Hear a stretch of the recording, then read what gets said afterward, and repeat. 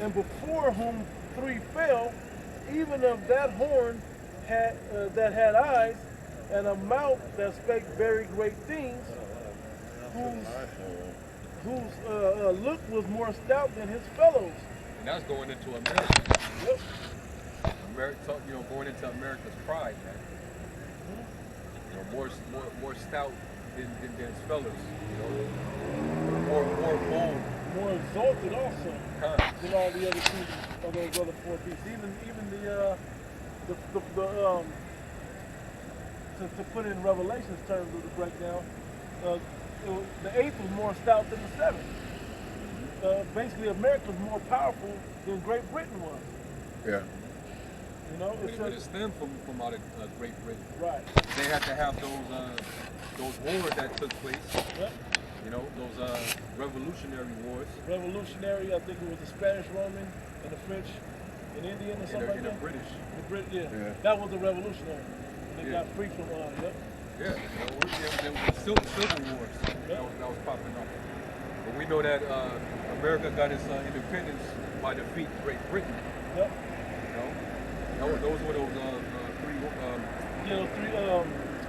Those 3 horns, right? 3 horns, yeah. Yeah. Because they all had stake over here, but they got free from all 3 of those by winning those wars. And it's similar to today, where back then it was Edomites against fighting Edomites. Yep. Same thing. Yep. And at this time, this is when they, waged war against Jacob. Yep. Yeah. They went around colonizing, and they brought their imperialism.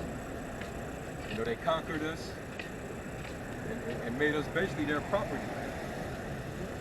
This is when they prevailed against the saints. Go ahead. About to say, yeah. Verse 21, I beheld, and the same horn made war with the saints and prevailed against them. Yep. And that's what you're saying. And even now, there's still that war against the saints is still going on. The war against the Israelites, the so-called Negro, Latinos, and Native Americans. They still have war against you. Whether we were talking about the war on drugs, we were talking about the different experiments, all these, Hollywood and the music, all of those different wilds, they're still waging war against you. And then eventually they're just going to come in like a flood against you. And they're going to devour the 2/3 of our people, man. Let's understand, they're going to raise up to bring it all the way forward. They've been doing this the whole time, but to bring it forward to a culmination of a head or whatever, they're going to come in on our people and destroy many of our people. And what they don't get, the missiles are going to clean up. Okay, and those that aren't to be touched, that are the elect, they're going to send up, or they're going to be beheaded for the witness, one of the 2. Verse 22, until the Ancient of Days came, and judgment was given to the saints of the Most High, and the time came that the saints possessed the kingdom. Thus he said, the fourth which shows you that that's the time of the kingdom. So that's connected to how this beast is still ruling at the end of his rulership, at the same time that the saints will be, the Most High will give the Spirit to the saints, like we're in that time right now. It says, thus he said, the 4th beast shall be the 4th kingdom upon earth, which shall be diverse from all kingdoms, and shall devour the whole earth, and shall tread it down and break it in pieces. That was the point. That was it. There's more, but that was the point, though. Go to where it says, it might be in the 2nd chapter, I'm not sure, but where it says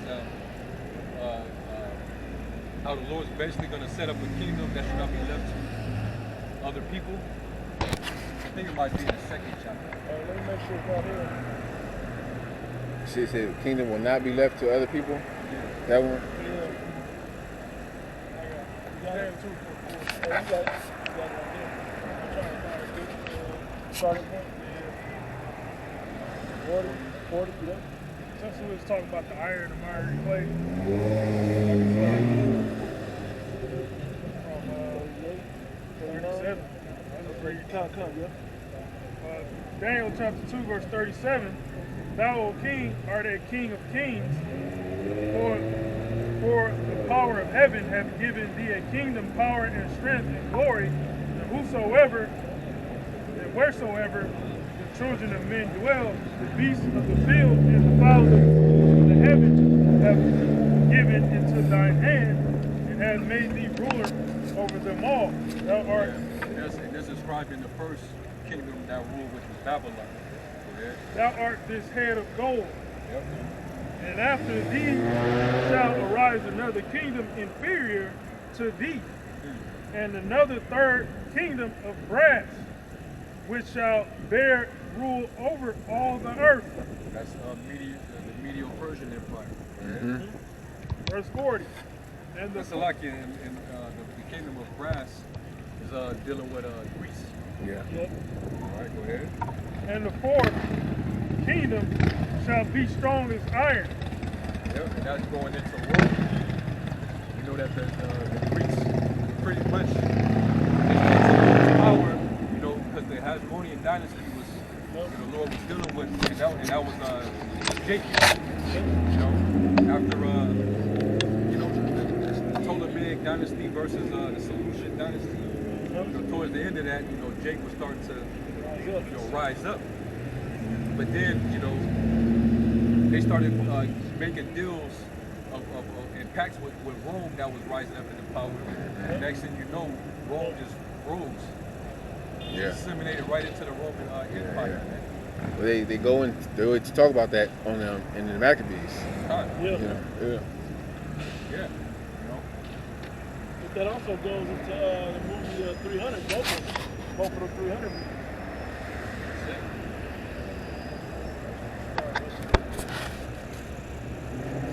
Verse 35, actually.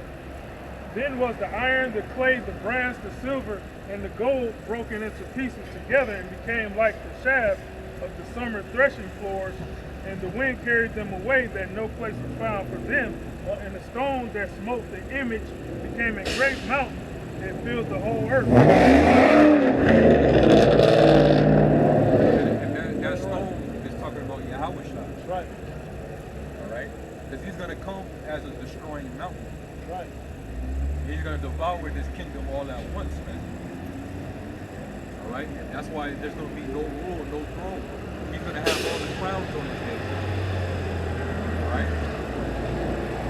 All the kingdoms will become the kingdom of the Lord. Right. Pursuant to Revelation 15. Yep. Go ahead. Verse 36, this is a dream, and we will tell the interpretation thereof before the king. Thou, O king, art a king of kings, for the power of heaven hath given thee a who was kingdom. called the King of Kings.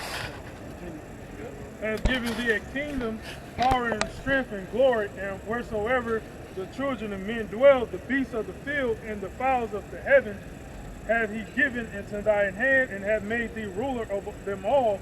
Thou art this head of gold.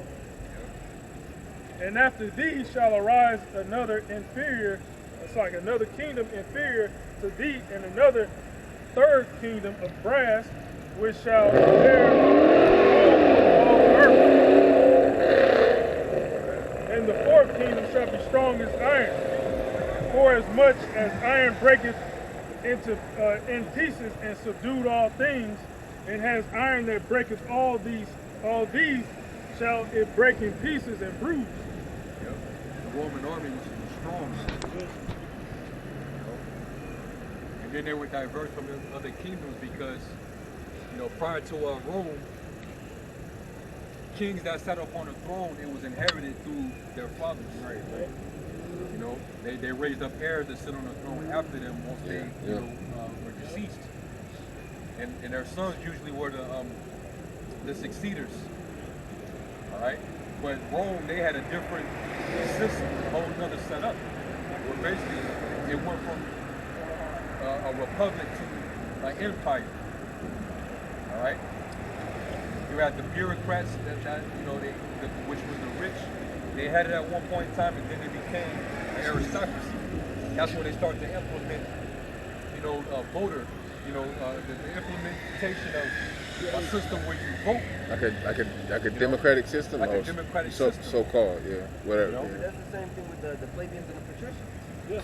Going back into That's what they was. Yeah, the two-party system, or two-party systems back then.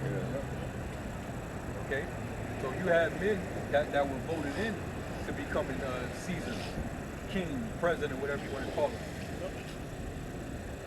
That's what I got appreciated. Yep. It's First Maccabees 8 and 15. And it reads,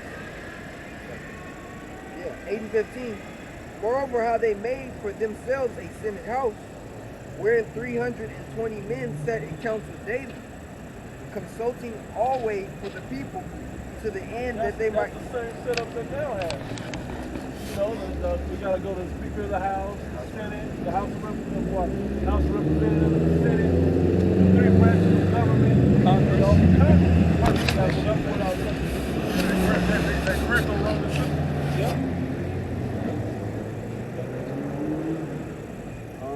It says to the end that they might be well ordered, and that they committed their government to one man every year, exactly what they just brought out, who ruled over all their country, and that all were obedient to that one, and that there was neither envy nor emulation among them. Yeah, it is, man. So you start. So that was beginning to form even in the midst of the Greeks movement. See, so Rome was different, you know. And then we can't forget they were the first nation to implement a worldwide taxation. Yeah. Where you have to, register under a census, you know, under the governor. Yeah. Then you had to, pay your taxes, man. You know, and that was a form of oppression. People, that's why there was rebellions going on. Okay, so this was all under the rule of the fourth beast. They ruled literally like they ruled with an iron fist, iron teeth. All right, that was it. at. Daniel 2 and 40. And the fourth kingdom shall be strong as iron, for as much as iron breaketh in pieces and subdued all things. And as iron that breaketh all things shall it break in pieces and bruises. And whereas thou sawest the feet and toes, part of potter's clay and part of iron, the kingdom shall be divided. But there shall meaning half of your kingdom is going to be they're going to have lesser power than the other half of the kingdom. You know? Yeah. So it's likely that that's what we see happen, even here in Babylon the Great, right? Because one part of the people of this place have a soft, love everybody spirit, but other ones trying to rule the world. Okay, so they're not agreeing on how they should rule from this point on. One has that the perspective of we have to set up our rulership forever, and the other half is just what you're seeing all over TikTok when they let's go Brandon. I just leave it at that, phrase. They're taking that phrase off the, off the internet. The let's go Brandon slogan. Those that are saying that don't understand that the other side is trying to keep the Edomites in power forever with this new world order system. While the other one is thinking, nah, we're going to get a punishment if we don't. We better just try to deal and rule as we can. It's two different ideas of how it should be ruling, but the scriptures say how divided against itself shall not stand. Okay. America, NATO, and EU. You have European countries that's weak, like Greece. Back in 2010, went through their economic, turmoil. Yep. That's a part of that. Clay. Yep. What else? Italy. I mean, not Italy. Spain. Italy. Yeah. Yep. You have strong European countries, France. Yep. Britain. Yep. Germany. So that's that iron mixed with the clay. And then we've been, over the years, there's been talks of these European countries exiting the Union. Right. Yeah. Yeah. UK We did. all know that's, the European Union started as the Treaty of Rome. All right? But now they're divided up. So it's like they're breaking it.